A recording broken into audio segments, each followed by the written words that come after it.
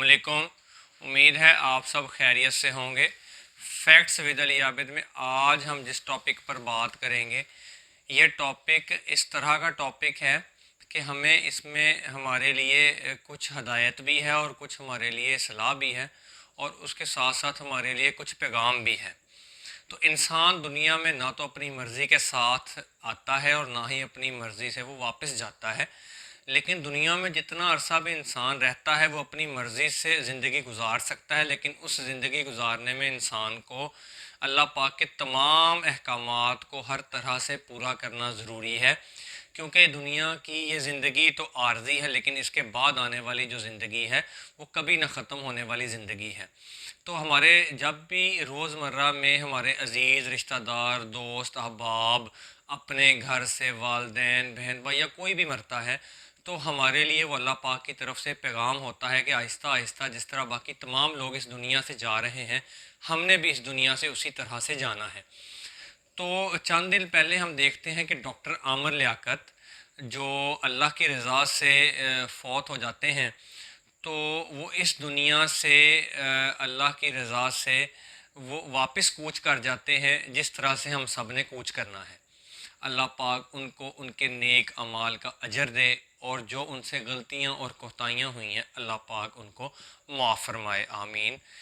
तो डॉक्टर आमिर लियाकत से बहुत से लोगों को इख्तलाफ हो सकता है।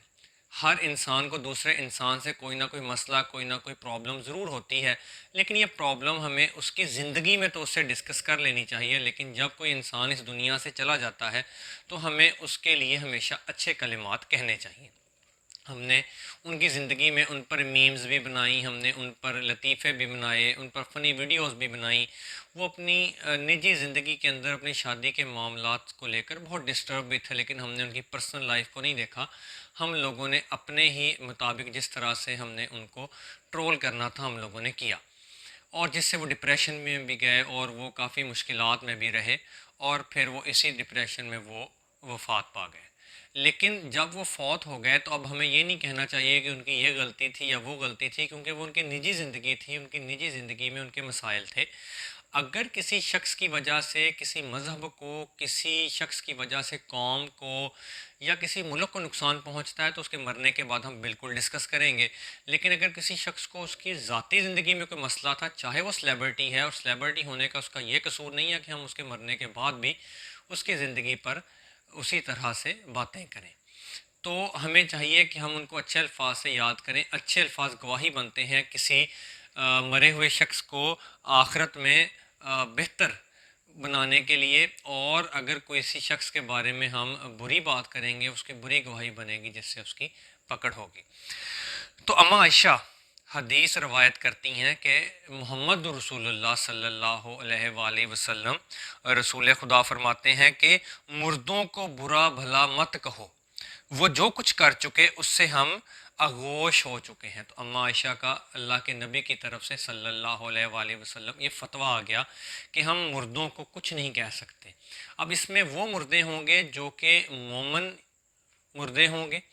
अगर कोई कलमा गो मुशरिक भी है तो वो नमाज चाहे पढ़ेगा, वो हज भी करेगा, वो ज़कात भी देगा, नेक अमाल भी करेगा, वो सब कुछ करेगा, अब वो अल्लाह के साथ शरीक भी ठहराएगा, हम उसके लिए भी बुरे कलिमात नहीं कहेंगे, क्योंकि वो अल्लाह का और उस बंदे का मामला है। लेकिन अगर बात होगी काफर मुशरिक की, हम मोमिन मुशरिक को भी कुछ नहीं कहेंगे, हम कलमा गो मुशरिक को भी कुछ नहीं कहेंगे, लेकिन हम जो काफर मुशरिक है उसको अक्सर लोग जब वो मर जाता है, जैसे कुछ दिन पहले एक सिंगर मरा था, उससे पहले एक एक्टर मरा था, उससे पहले एक एक्ट्रेस मरी थी, कुछ इंडिया में कुछ और ममालिक के अंदर, हम उनके साथ लिखते थे RIP, यानी कि रेस्ट इन पीस।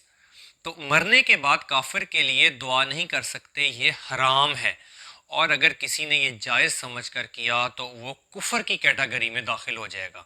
अल्लाह पाक ने कुरान पाक में मना फरमाया है, और वाज़ेह तौर पर इस अल्फाज से मना फरमाया है कि इब्राहीम अलैहिस्सलाम को भी अल्लाह पाक ने मना फरमाया, और मुहम्मदुर रसूलुल्लाह सल्लल्लाहु अलैहि वसल्लम को भी अल्लाह पाक ने मना फरमाया है। सूरह तौबा में आयत नंबर 113 और 114 में आता है कि किसी नबी के लिए यह शायान नहीं और ईमान वालों के लिए कि वो किसी मुशरिक के लिए इस्तगफार करें।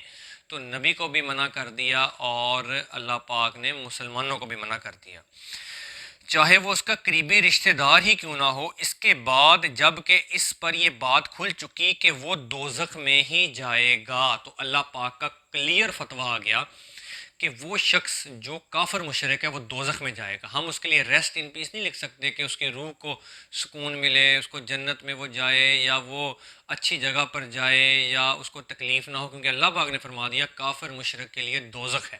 ہاں، کلمہ گو مشرک اور مومن اس کا معاملہ اللہ پر ہے۔ صحیح بخاری اور مسلم میں ہے کہ ایک شخص اپنے بچوں کو بلاتا ہے، وہ مرنے کے قریب ہوتا ہے اور پوچھتا ہے اپنے بچوں سے کہ بتاؤ میں کیسا باپ ثابت ہوا۔ انہوں نے کہا کہ آپ بے شک بہترین باپ ثابت ہوئے۔ اس نے کہا کہ میری خواہش ہے، کیا تم پوری کرو گے؟ تو انہوں نے کہا بالکل پوری کریں گے۔ اس نے کہا جب میں مر جاؤں گا تو تم لوگ میری لاش کے ٹکڑے کرو گے، ان ٹکڑوں کو تم آگ لگاؤ گے، اس کی راکھ کو تم ہوا میں، پانی پہ اور زمین میں مختلف جگہ کے اوپر بکھیر دو گے۔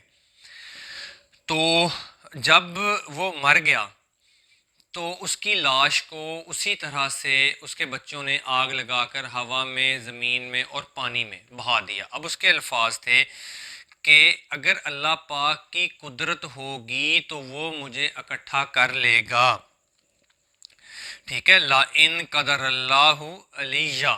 اب اس نے یہ الفاظ تو بول دیے، تو اللہ پاک اگر میرے پہ قدرت کرے گا تو وہ عذاب دے دے گا، اور وہ ایسا عذاب دے گا کہ ایسا عذاب کبھی کسی کو نہیں آیا ہوگا۔ وہ اتنا ڈرا ہوا تھا۔ تو یہ کفر تھا، اور عقیدے کے لحاظ سے یہ اللہ پر اس کا یہ تھا کہ اللہ پاک اگر میں جل جاؤں گا تو مجھے اکٹھا نہیں کر سکتا۔ اللہ پاک نے حکم دیا زمین کو، پانی کو اور ہوا کو کہ اس کے تمام حصوں کو اکٹھا کرو، اور اللہ پاک نے اس کو دوبارہ کھڑا کر لیا اور پوچھا کہ کیا تیرا یہ عقیدہ تھا کہ تجھے مرنے کے بعد میں زندہ نہیں کر سکتا، میں تجھ سے پوچھوں گا نہیں؟ تو وہ بولا کہ میرا عقیدہ تھا کہ مرنے کے بعد مجھے پوچھا جائے گا، لیکن میں یہ سمجھتا تھا کہ اگر میں جل جاؤں گا اور میں راکھ، ہوا، پانی اور زمین میں بکھر جائے گی تو پھر میں اکٹھا نہیں ہوں گا۔ اب یہ کفر تھا، چاہے یہ واضح کفر نہیں تھا، جزوی کفر یہ تو تھا، کلی کفر تو نہیں تھا لیکن جزوی کفر تو تھا، لیکن کفر کفر ہی ہوتا ہے۔ اللہ پاک نے اس سے پوچھا کہ کیا تجھے یہ لگتا تھا میں تجھے اکٹھا نہیں کر پاؤں گا؟ اس نے کہا اللہ جلنے کے بعد مجھے لگتا تھا میں نہیں کر پاؤں گا۔ اللہ نے کہا تو نے ایسا کیوں کیا؟ اس نے کہا اللہ میں ڈر گیا تھا۔ اللہ نے پوچھا کیا تو واقعی مجھ سے ڈر گیا تھا اور تو نے ڈر کر یہ کام کیا؟ اس نے کہا اللہ میں تجھ سے ڈر گیا تھا۔ اللہ پاک نے اس کی کم عقلی کی وجہ سے فرمایا جا اگر تو ڈر گیا تھا تو میں نے تجھے معاف کیا۔ اب یہ بڑا واضح معاملہ ہے کہ ایک کلمہ گو مشرک ہے، اس نے کلمہ پڑھا ہے لیکن مشرک ہے، اور وہ اللہ کے خوف سے یہ معاملہ کرتا ہے، اللہ پاک اس کو معاف کر دیتا ہے۔ ہم اگر دنیا میں فتویٰ دے دیں کہ یہ تو کافر ہے اور اللہ پاک اس کو معاف کر دیتا ہے، تو اس شخص اور اللہ پاک کے ہم کس طرح سے دیندار ہوں گے کہ جس شخص کو ہم کافر سمجھتے تھے وہ تو مسلمان ہو گیا، اور مسلمان کے ساتھ ساتھ اللہ پاک نے اس کو معاف بھی کر دیا۔ اس لیے ہمیں چاہیے نہ تو ہم مومن پہ کوئی فتویٰ لگائیں اپنی مرضی سے، نہ کلمہ گو مشرک پہ۔ ہاں، کافر مشرک کا فتویٰ قرآن میں اللہ پاک نے سورہ توبہ میں بتا دیا کہ وہ دوزخ میں ہی جائے گا۔ تو یہ قدرت صرف اللہ کی ہے، حکمت صرف اللہ کی ہے، لیکن کلمہ گو مشرک کے لیے ہم معاملہ اللہ پر چھوڑیں گے۔ وہ نماز پڑھتا ہے، وہ زکوٰۃ دیتا ہے، وہ حج کرتا ہے، وہ اللہ کے کلمات پڑھتا ہے، تو ہم اس کو دوزخ میں نہیں پھینکیں گے، اللہ اس کو دوزخ میں پھینکے گا، یا ہو سکتا ہے اللہ اس کو معاف کر دے۔ ہم اللہ پہ دوست نہیں لگا سکتے کہ ہم جو کہیں گے اللہ وہ کرے گا، اللہ جو چاہے گا اللہ وہ کرے گا، یہ اللہ کا معاملہ ہے۔ لیکن اگر پتہ چل جائے کہ وہ کافر مشرک ہے تو اللہ اور رسول کا انکاری ہے، پھر ہم اس کے لیے دعا نہیں کر سکتے۔ یہ تو بڑا کلیئر اللہ پاک نے فرما دیا۔ اور ابراہیم علیہ السلام نے اپنے باپ کے لیے استغفار کیا تھا، تو وہ اس وعدہ کے سبب تھا جو انہوں نے اپنے باپ سے کیا تھا۔ سورہ مریم میں آتا ہے کہ ان کے باپ نے ان کو کہا تھا جا نکل جا، تو ابراہیم علیہ السلام نے جاتے جاتے کہا تھا کہ اے میرے باپ میں تیرے لیے دعا مغفرت کرتا رہوں گا۔ تو یہ اس وعدے کے سبب تھا کہ ابراہیم علیہ السلام اپنے باپ کے لیے دعا کیا کرتے تھے، لیکن جب یہ چیز کھل گئی کہ وہ اللہ کا دشمن ہے تو ابراہیم علیہ السلام نے بھی اللہ نے برات کر دیا تھا، انہوں نے بھی کہہ دیا تھا کہ اب اللہ کا معاملہ ہے۔ تو ابراہیم علیہ السلام کا کیونکہ وہ ایک نیک دل تھے، آہیں بھرنے والے تھے، سسکیاں بھرنے والے نرم دل کے انسان تھے، اس لیے وہ اپنے والد کے لیے دعا کیا کرتے تھے۔ تو اس سے ہمیں یہ ثابت ہوا کہ ایک شخص جو کہ مسلمان ہے، اگر ہمیں اس سے کوئی اختلافات ہیں تو وہ ہمیں اس کی شخصیت سے ہو سکتا ہے، اس کے نظریات سے، اس کے عقائد سے، لیکن ہم اس کو کافر ڈکلیئر کر کے اس کو جہنم کی بشارت نہیں دیں گے۔ نہ ہی اگر کوئی کافر مشرک ہے اس کے لیے ریسٹ ان پیس دعا کریں گے، کیونکہ وہ اللہ نے صاف واضح بتا دیا وہ دوزخ کی آگ کا ایندھن ہے، ہم اس کے لیے ریسٹ ان پیس RIP نہیں لکھیں گے۔ لیکن اگر کوئی کلمہ کو مشرک ہے تو اس کا معاملہ ہم اللہ پر چھوڑ دیں گے، ہم اس کے لیے یہی گمان کریں گے کہ اس کے گناہوں کی یا اس کی نیکیوں کی اللہ پاک اس کو سزا یا جزا دے گا۔ اس کے بعد اللہ کا معاملہ ہے وہ اس شخص کی طرح جس نے خود کو جلا کر بکھیر لیا تھا اور اللہ سے ڈر گیا تھا، اس طرح اللہ اس کو معاف کر دیتا ہے یا اللہ اس کو دوزخ کی آگ میں جلاتا ہے۔ تو امید ہے آج کا یہ انفارمیٹیو لیکچر ہمیں سمجھ آیا ہوگا۔ ہم انشاءاللہ عامر لیاقت کے لیے دعائے مغفرت بھی کریں گے، اللہ ان کو ان کی نیکیوں کا اجر دے اور برائیوں سے اللہ پاک ان کو معاف فرمائے، اور ہم کسی شخص کے لیے جو کہ کافر مشرک ہے اس کے لیے ریسٹ ان پیس بھی انشاءاللہ دوبارہ نہیں لکھیں گے۔ اس طرح جو چیز ہمیں اسلام سکھاتا ہے ہم اس طرح ہی اپنی زندگی گزاریں گے۔ امید ہے آج کا لیکچر ہمیں سمجھ آیا ہوگا۔ اگر آپ کا کوئی کویسچن ہوگا تو آپ کمنٹ باکس میں اس کو بتا دیں گے، ہم اس پر ڈسکس کر لیں گے، اور ویڈیو بنانا پڑی ہم ویڈیو بھی بنا لیں گے۔ السلام علیکم۔